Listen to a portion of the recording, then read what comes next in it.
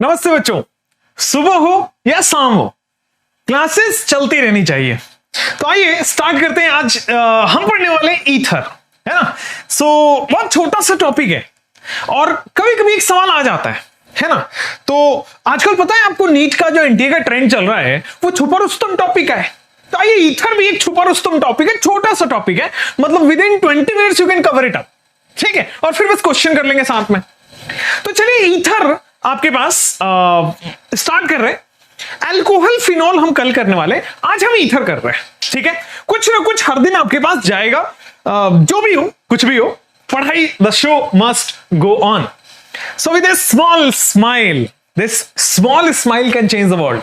सब लोग एक बार मुस्कुरा देते हैं और फिर ईथर स्टार्ट करते हैं। मैं आपको बता दूं, ईथर पूरा एक सिंगल पेज में कंप्लीट ईथर आ जाता है। ये कुछ ऐसा दिखेगा। अभी आपको कुछ समझ नहीं आ रहा होगा कि यहां पे क्या लिखा हुआ है, कैसे लिखा हुआ है, क्या है ये, but as soon as you will complete this 20-25 minutes या आधे घंटे मेरे साथ आप कर लो, ये पूरा चीजें आपको समझ आने लगेगा। सो पूरा ईथर में एक पेज में बना के डाल दूंगा। चलिए नेक्स्ट आपके पास मैं लेके जाता हूं, मेथड ऑफ प्रिपरेशन। तो ईथर बनाने के केवल 4 मेथड ऑफ प्रिपरेशन है। देखो कितना छोटा है। ईथर बनाने के लिए केवल 4 मेथड है। कौन कौन से 4 है? तो ये 4 है, alkene, alkyl halide, alcohol, phenol. तो जो ईथर है, अल्कोहल, फिनॉल, ईथर चैप्टर है, तो अल्कोहल से भी बनता है, फिनॉल से भी बनता है। और जस्ट इससे पहले वाला चैप्टर है एल्काइल हैलाइड, उससे पहले वाला चैप्टर है एल्कीन। समझ गए? तो बेटा hydrocarbon, alkyl halide, alcohol, phenol अपने पुराने चैप्टर से बनता है। इससे जस्ट पहला चैप्टर फिनॉल, इससे जस्ट पहला चैप्टर अल्कोहल, इससे जस्ट पहला chapter alkyl halide, and hydrocarbon में से एल्कीन से बनता है। अब ये दिखने में 4 रिएक्शन लग रहा होगा, है ये 7 रिएक्शन, 7 रिएक्शंस। ये कौन कौन सी है? तो एल्कीन में 2 तरीके से ईथर बनता है, दोनों पढ़ेंगे, बड़ा अमेजिंग है, बड़ा अच्छा है। हाइड्रोकार्बन एल्कीन जब हम पढ़ रहे होंगे तो वहां पे रिपीट हो जाएगा। एल्काइल हैलाइड में भी 2 तरीके हैं जिससे कि हम बना सकते हैं, तो ये दोनों तरीके हम पूरा डिटेल में भी पढ़ने वाले हैं। अल्कोहल में भी 2 तरीके हैं, वो बहुत छोटे से मेथड है, ये दोनों अपन पढ़ेंगे, ठीक है। एंड फिनॉल से एक ही तरीके से बनता है। तो कुल मिला के टोटल 7 रिएक्शंस हैं। मेथड ऑफ प्रिपरेशन खत्म हो जाएगा। सिमिलरली 7 रिएक्शन ही है केमिकल रिएक्शन, और पूरा केमिकल रिएक्शन खत्म हो जाएगा। तो टाइम वेस्ट नहीं करते, एक एक करके सबसे निपटाते जाते हैं। आइए एल्कीन की बात करते हैं। अब मैं सबसे पहले शॉर्ट कर देता हूं कि ईथर बनाने के लिए हमेशा मार्कोनिकॉफ रूल लगेगा। क्या समझे?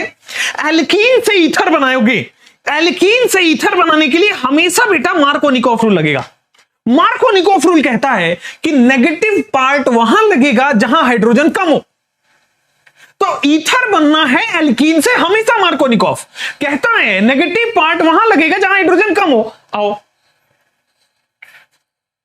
एल्कीन में आप OH माइनस डाल दो या एल्कीन में OR माइनस डाल दो। क्या ये नेगेटिव पार्ट है? क्या ये नेगेटिव पार्ट है? और नेगेटिव पार्ट अगर कम हाइड्रोजन वाले कार्बन पे लगा दोगे तो ईथर बन जाएगा। मार्कोनिकॉफ रूल कहता है नेगेटिव पार्ट कम हाइड्रोजन वाले कार्बन पे लगा दो, मार्कोनिकॉफ रूल से ईथर बन जाता है। अब आइए, ये मैं आपको रिएक्शन करके दिखाता हूं। जैसे ये आपके पास एल्कीन है और नेगेटिव पार्ट OH माइनस दिख रहा, सॉरी RO माइनस दिख रहा होगा। अल्कोहल में RO माइनस होता है। ये आपके पास एल्कीन है और नीचे देखो तो OH माइनस दिख रहा है। मार्कोनिकॉफ रूल अगर एल्कीन में लगा देते हो तो आपके पास ईथर बन जाता है। नेगेटिव पार्ट वहां लगेगा जहां हाइड्रोजन कम हो। कौन से कार्बन पे हाइड्रोजन कम है? बीच वाले पे। तो मेरे प्यारे दोस्तों, R, CH, CH2 और यहां पे देखोगे OR लग गया। देखो ईथर बन गया क्या? अरे यही तो ईथर है, कार्बन, ऑक्सीजन और फिर से R, मतलब फिर से दिस इज ईथर। ऑक्सीजन के दोनों तरफ बॉन्डेड हो, बन गया ईथर। और यहां पे नेगेटिव पार्ट बनाओगे तो क्या बनेगा? R, CH, देखो बेटा यहां पे हाइड्रोजन लग जाएगा, CH3 हो जाएगा, यहां पे देखो OH हो गया।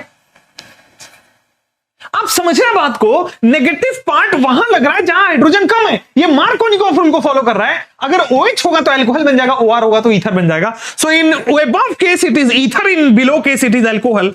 तो अगर एल्कीन से ईथर बनाना है, मार्कोनिकॉफ रूल, बस that will be the answer. एक बार चेक करो तो, ऊपर वाला ईथर है, नीचे वाला अल्कोहल है, चेक कर लो तो।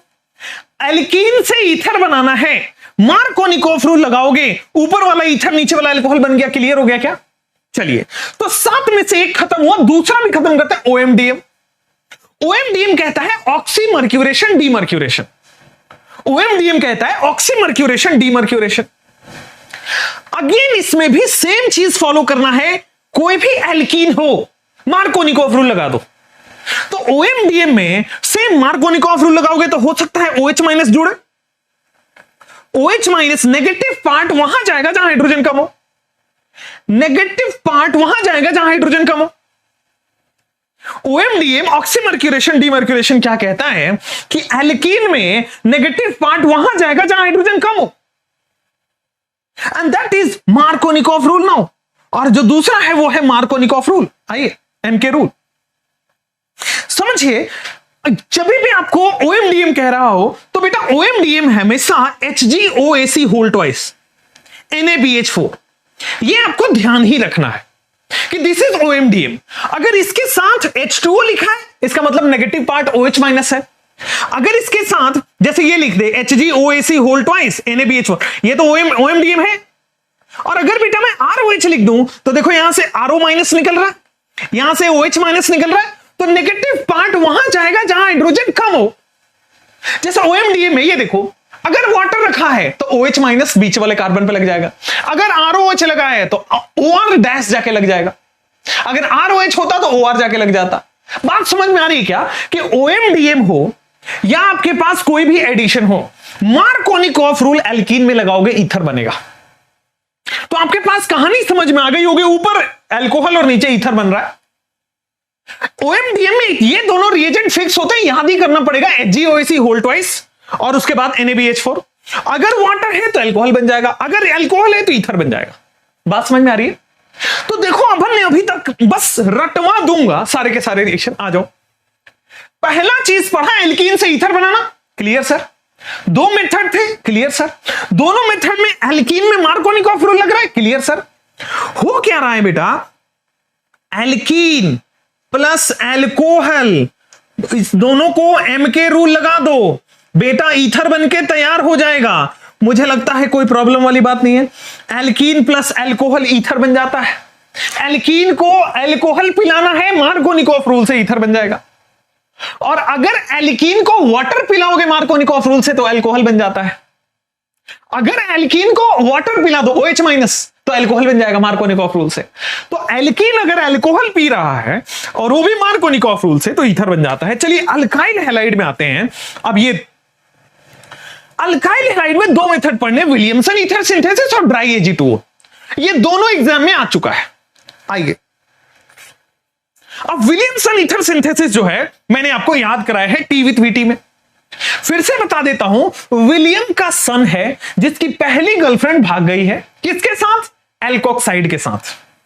ठीक है, विलियम का सन वो रोना आया, वो रो रहा है बेचारा। रोना का मतलब होता है RO माइनस Na+, ये हो गया रोना।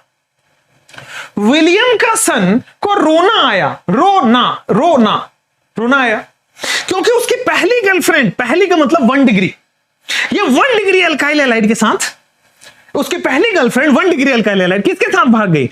एल्कोक्साइड के साथ। तो जैसे RO डैश है ना, तो RO डैश और ये जो ROR बन जाता है, यहां से माइनस और यहां से प्लस। आपको पता है R पे प्लस है तो इस माइनस ने प्लस पे अटैक किया।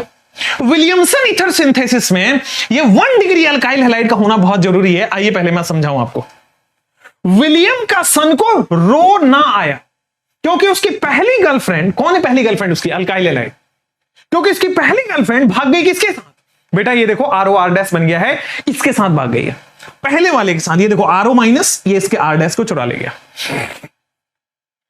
अच्छा, 1 डिग्री अल्काइल हैलाइड है तो क्या SN2 मैकेनिज्म होगा? हमेशा 1 degree. Williamson ether synthesis always 1 degree में ही लगता है, 2 डिग्री 3 डिग्री में नहीं लगता है। आपको पता है विलियमसन ईथर सिंथेसिस जो है ये laboratory method of preparation of ether है।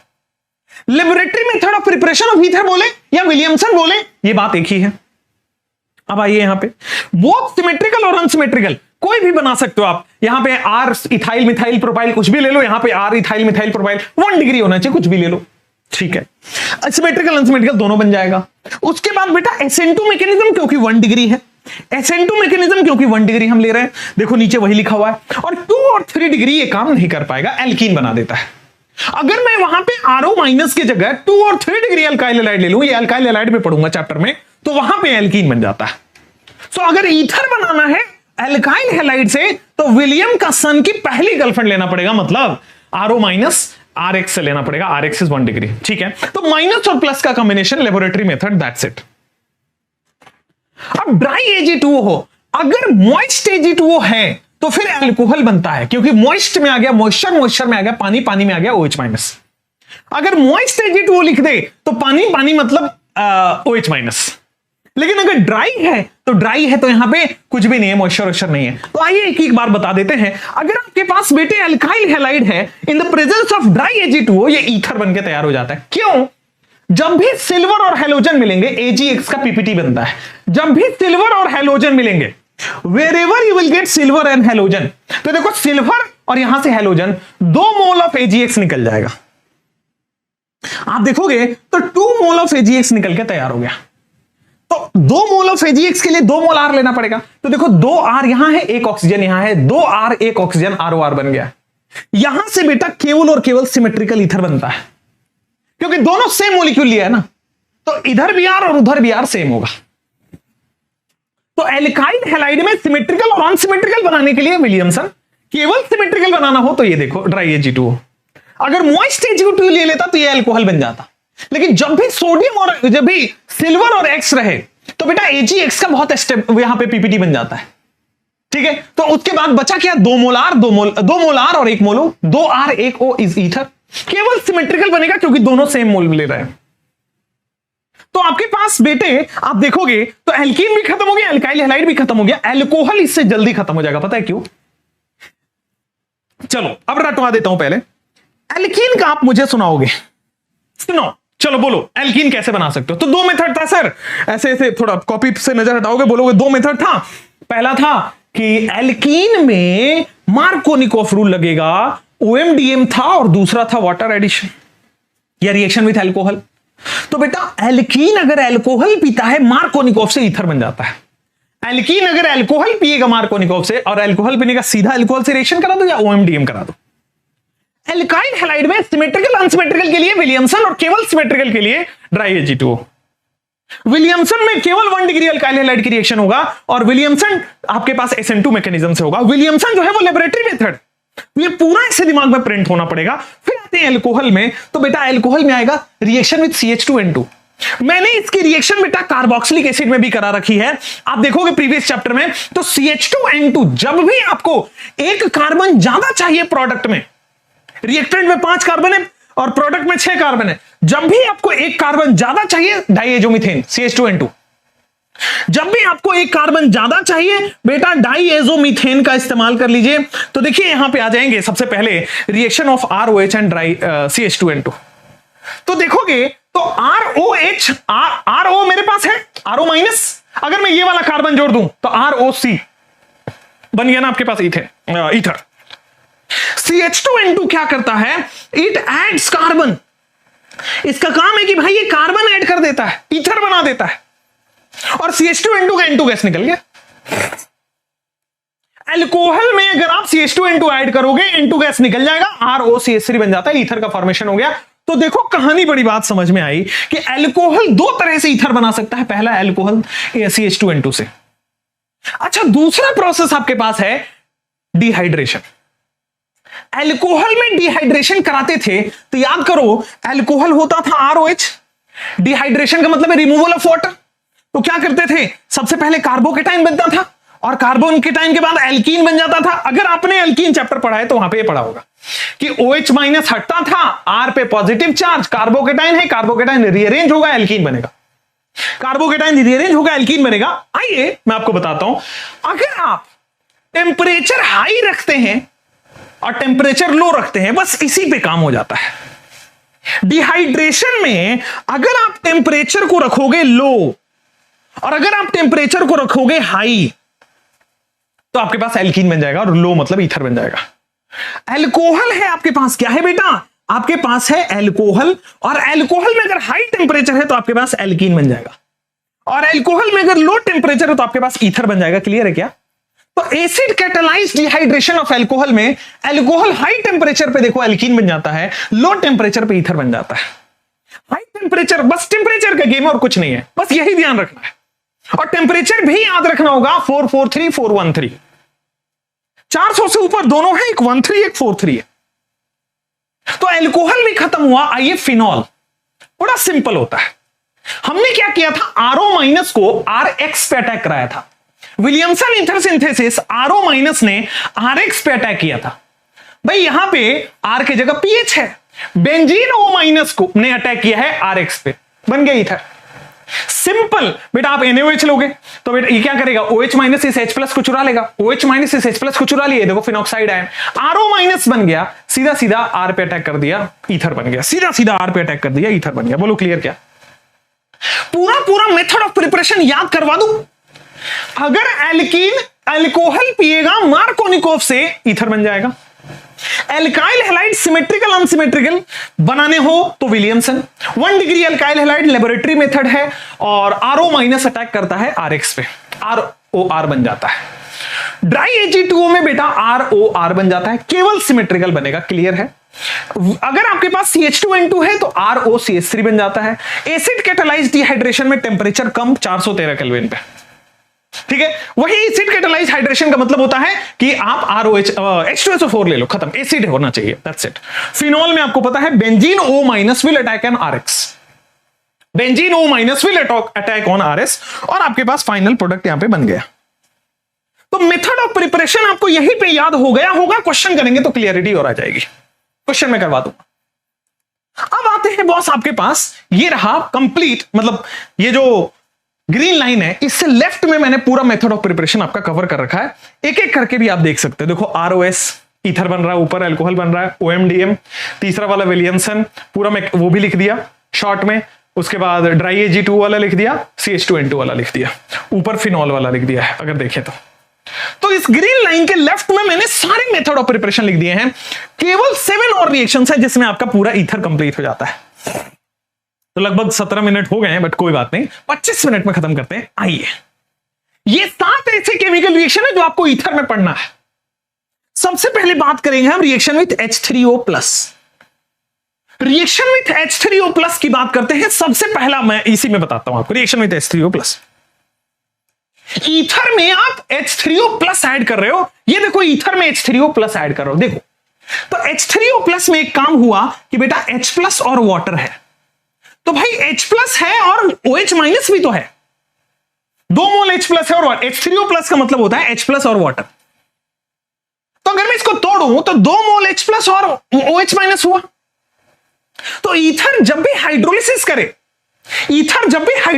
H3O+ का मतलब क्या है, वाटर डाल रहे हैं, चलो तो सिंपल क्या होगा, हाइड्रोलिसिस का मतलब है बॉन्ड टूटेगा,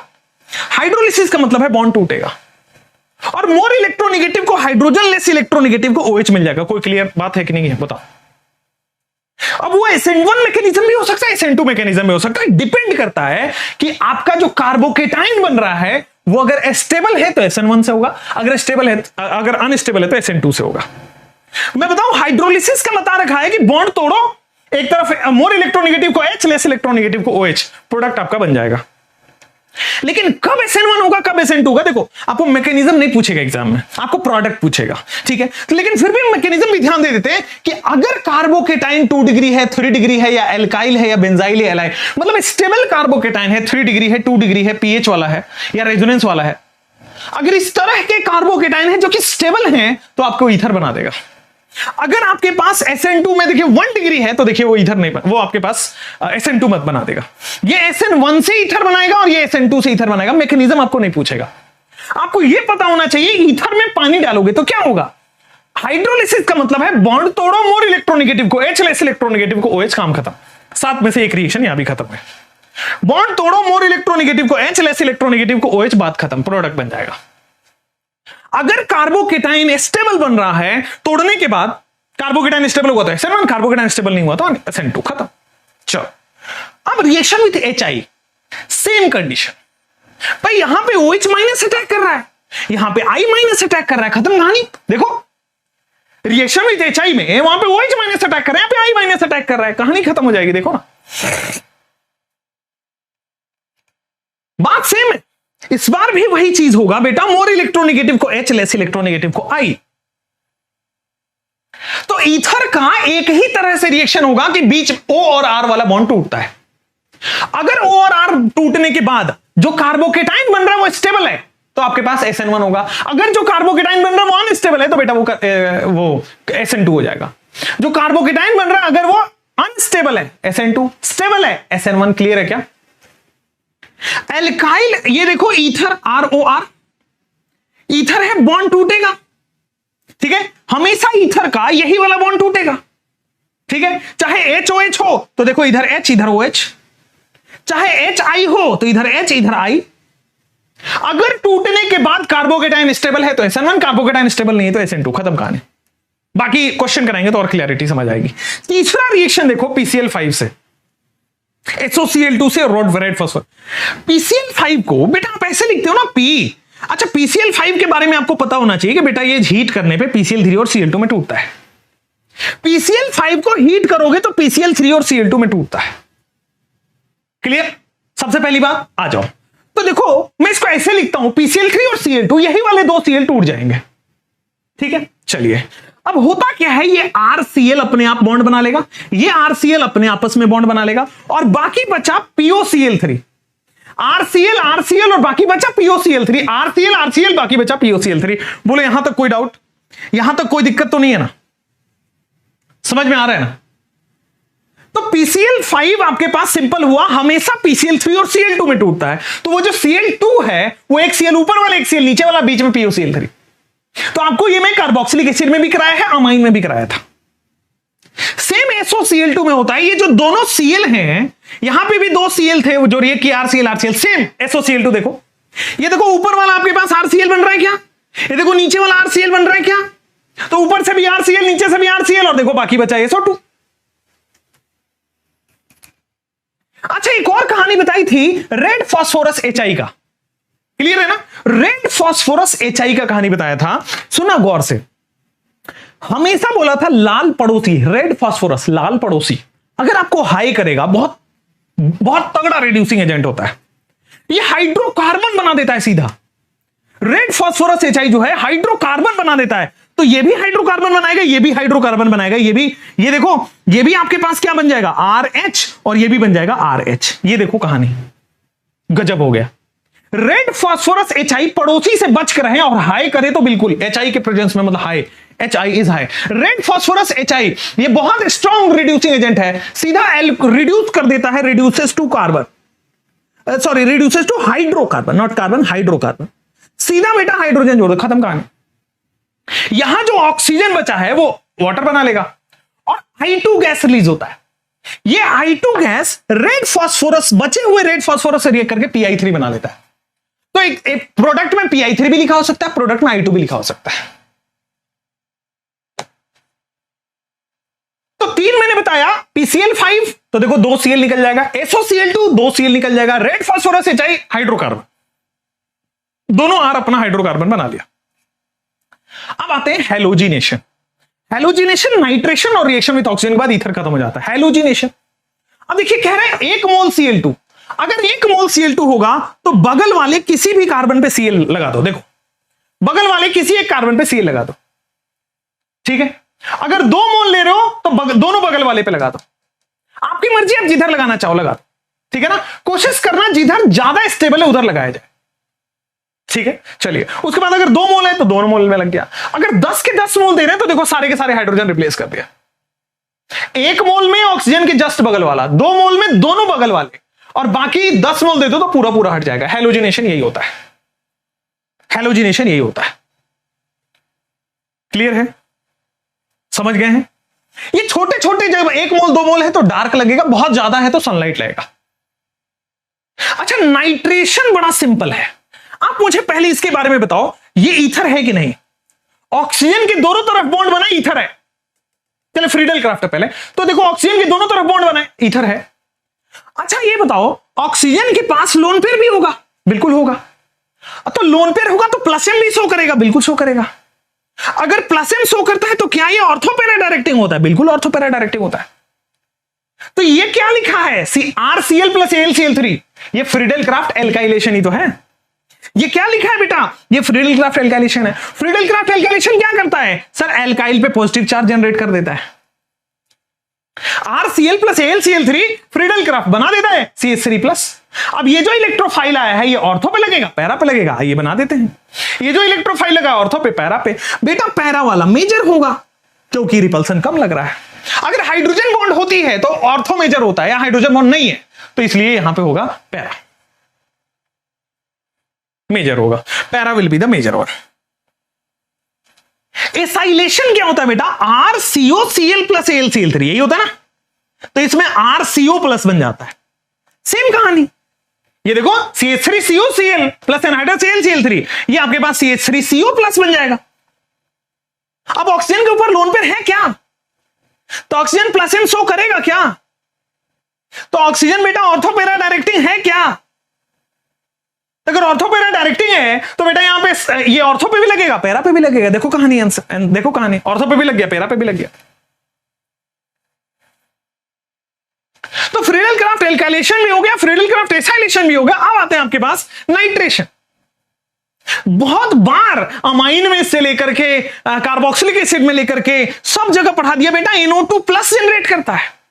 हमें पता है ऑक्सीजन के पास लोन पेरा प्लस है, में ऑर्थोपेरा डायरेक्टिंग हुआ, NO2 जाके जोड़ गया, ऑर्थो पे भी पैरा पे भी, कोई गल नहीं है, समझ गए। ऑर्थोपेरा में मेजर देखने के लिए अगर H बॉन्डिंग हो रहा होगा तो ऑर्थो मेजर है, नहीं तो पैरा मेजर होता है। अगर H बॉन्डिंग हो रहा होगा तो यहां पे मेजर है, लेकिन यहां पे बेटा H बॉन्डिंग नहीं हो रहा है तो पैरा पे आएगा, क्योंकि H बॉन्डिंग होने के लिए हाइड्रोजन को मोर इलेक्ट्रोनेगेटिव से जुड़ा होना चाहिए। हाइड्रोजन यहां कार्बन से जुड़ा है, H बॉन्ड नहीं होगा। Hydrogen more electronegative, hydrogen FON से जुड़ा होना चाहिए था। अब last but not the least is reaction with O2। बेटा ईथर में ऑक्सीजन दोगे परऑक्साइड बनता है, इससे ज्यादा नहीं पूछा जाएगा। ईथर में ऑक्सीजन दोगे तो परऑक्साइड बनता है। कहां परऑक्साइड बनता है, ऑक्सीजन के बगल वाले कार्बन पे, ऑक्सीजन के बगल वाले कार्बन पे, ये आप देख पा रहे होंगे, तो बेटा परऑक्साइड बन जाता है। और जो परऑक्साइड होता है, ईथर का जो परऑक्साइड होता है वो पॉइजनस होता है, एक्सप्लोसिव होता है। All about ether, this is all about ether. अब आप देख सकते हैं यहां पे देखोगे तो रिएक्शन ऑफ HH, ये HNO3 नहीं है, H3O प्लस है, ये गलत लिखा हुआ है, दिस इज H3O प्लस, ठीक है, ये H3O प्लस है। और उसके बाद देखोगे तो PCl3 PCl5 वाला है, O2 वाला है, HI वाला है, हेलोजिनेशन है, नाइट्रेशन है, फ्रीडल क्राफ्ट है, फ्रीडल क्राफ्ट एल्काइलेशन एसाइलेशन है। O2 वाला भी कहीं पे लिखा हुआ होगा पक्का, ये रहा, परऑक्साइड बनता है, एक्सप्लोसिव है, सब लिखा गया है। तो मेरे प्यारे दोस्तों, उम्मीद करता हूं कि 27-28 मिनट में आपका पूरा ईथर कंप्लीट हुआ। क्वेश्चंस करेंगे तो और क्लैरिटी आएगी। एक क्विक रिवीजन दिया है मैंने आपको, ठीक है। Thank you so much. कल हम मिलते हैं अल्कोहल और फिनॉल के साथ। Bye bye.